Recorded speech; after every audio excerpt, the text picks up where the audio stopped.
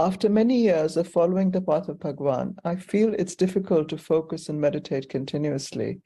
Do I need to do japa or do some other practice to gain focus? No, you don't. All you need to do is to continue trying your best to be self-attentive. We shouldn't be disheartened by the seeming difficulty. This path is not a difficult path. Attending to ourselves is very easy. It seems difficult because we have so much liking to go outwards, so much liking to attend to other things. We're unwilling to let go of those other things in order to attend to ourselves. The most effective way to wean our mind off its Vishaya vasanas, wean our mind off its liking to attend to other things, is to slowly, gradually, steadily but persistently attending to ourselves. Try again. Do not be disheartened. If we give up because of a little difficulty, we'll never succeed. It's the same with anything in life. If you give up before you've started, you will never succeed. If you want to succeed in something, whatever your type of undertaking, if you're really sincere in wanting to achieve something, you must be ready to put in however much effort is necessary. So if we want to follow this path, we should try our best to follow this path. Even if it seems to us that we're not succeeding, the very fact that we are trying is itself means that we are progressing, because that we are trying because we want to, because we're willing to give ourselves to Bhagavan. That's why we're trying to attend to ourselves. So he knows our willingness. So what is important is not whether we succeed or not, whether we try or not, because as Bhagavan said, bhakti is the mother of jnana. And our trying is the sign of our bhakti, our genuine love. So if we really love to know and to be what we actually are, we don't have to go to do japa or any of these things. These are all roundabout ways. Once we've come to Bhagavan's path, we should persevere in trying our best to follow his path. And if we don't succeed, we cry out to him in prayer, Bhagavan, give me the strength, give me the love to do this. So otherwise, if we think, oh, I'm not succeeding in this part, then let me do japa. Bhagavan once told a story. I can't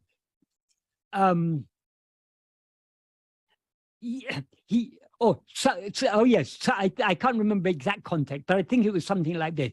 Someone said to Bhagavan, Bhagavan, I tried to follow your practice of ātma-vicāra, but I'm not able to do it. So is it okay if I do dhyana? And Bhagavan said, yes, okay, you can do dhyana. After that person went away, Bhagavan explained to the people there, what am I to say? When he says he can't do ātma-vicāra and he wants to do dhyana, I can't say, no, you have to do ātma-vicāra. So I say, if he wants to do dhyana, okay, let him do dhyana. But what will happen? He will do dhyana for some time, and then he'll come to me and say, Bhagavan, I'm not able to do this dhyana, it's too difficult. Can I do japa? And I will have to say yes. And after some time, he'll come to me and he'll say, Bhagavan, this japa is too difficult. Can I do puja?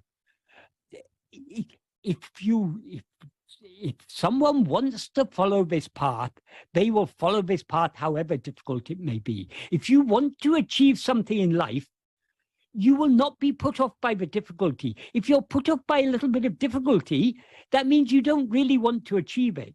So if you give up because of a few obstacles on the way, you're not really sincere. So if we want to gain the maximum benefit, we have had the great good fortune in our life of having Bhagavan come into our life, of learning about his teachings, learning about this direct and simple path.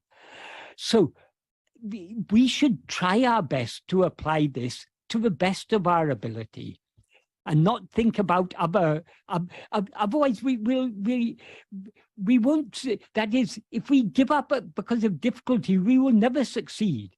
Doesn't matter how difficult it is, doesn't matter how, it is not difficult. According to Bhagavan, it's the easiest of all paths. It truly is. It seems difficult because of our taste to go outward. But how will doing japa solve that? It will solve it only in a very roundabout way. Bhagavan used to say, even a little effort made in this path is worth years of effort made in any other path. So let us, rather than frittering our effort away on following other paths, which we will also find difficult. If you do japa, you will also find your mind will be wandering away to other things. If your mind wanders away when you try to attend to yourself, it will equally wander away if you try and meditate, or if you try and do japa, or if you try and do puja. It's the nature of the mind to wander. Let's not be perturbed by this mind. This wandering mind, it cannot wander without being aware I am. So let us hold on to that awareness I am, and slowly, slowly, its wandering nature will subside, and I am alone will remain.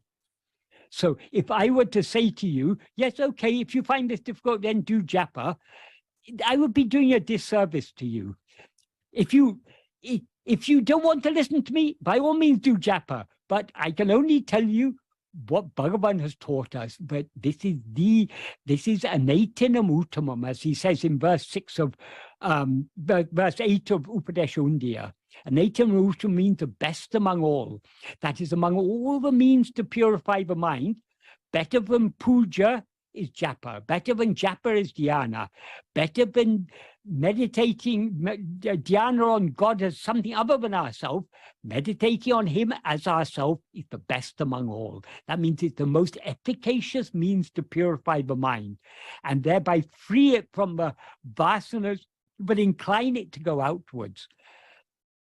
So let us not waste this great opportunity we have in having Bhagavan in our life.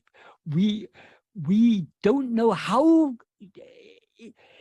tremendously fortunate we are to have Bhagavan and his teachings. This is such a great blessing we have got in our life. So let us not waste it, thinking that I can't do this, let me do something else instead. That is not being faithful to Bhagavan. That is not truly, honestly following the path that he's shown us. Thank you, Michael. Right. Well, thanks to Bhagavan. It's Bhagavan. I'm just trying to relay what Bhagavan has taught us. Why Bhagavan gave so much importance to this path? Because this is the direct path. All other things are very roundabout and very slow. When you can fly from New York to Chennai and then get a fast car from Chennai to Tiruvannamalai, why should you begin trying to swim across the Atlantic Ocean in order to get there? Don't waste your time. Take the quickest route possible. Bhagavan has given us the quickest route. So why should we, when the jet plane is available, why to take a bullock cart?